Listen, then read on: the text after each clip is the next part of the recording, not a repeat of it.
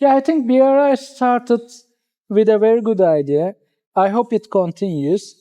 There are two sections of BRI. One is the land route, which passes through Turkey as well. The other is the maritime route, which is also very significant in a way.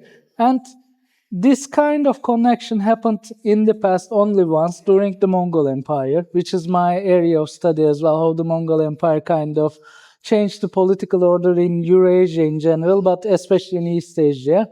And when we look at history, Southeast Asia was connected to the Chinese system in a very strict manner during the Yuan dynasty and following that. Before that, they would send tribute, but it was kind of a trade disguised as tributary system.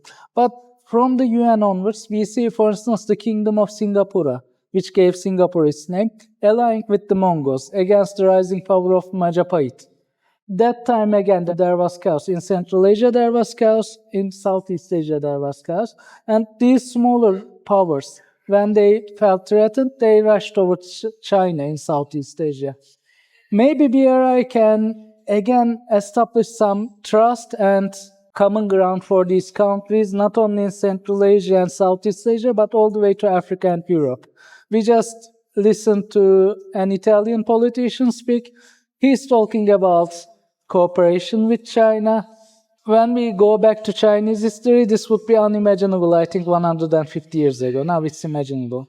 So BRI will play a very significant role, especially for these middle powers who will need every breathing ground in these geopolitical tensions. In the same way, in its relations with Korea, actually I will be publishing a book in the United States about this, the Goryeo dynasty. The title of the book is Goryeo Between the China and the Steppe. Goryeo dynasty, like modern Korea, but it wasn't divided back then. They were also in this tense situation between the steppe powers and China at the time, during the Song dynasty. But with the Yuan dynasty, when steppe power and China were kind of united, Korea felt safer. So when China is strong, actually, Korea was safer. When China was weak, for Korea, things were more volatile.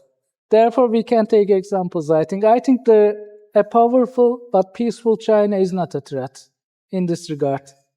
For Chinese policymakers, it's not up to me. You know China much better than me. But for foreigners, I could say this. A powerful but peaceful China is not a threat per se, unless you poke it.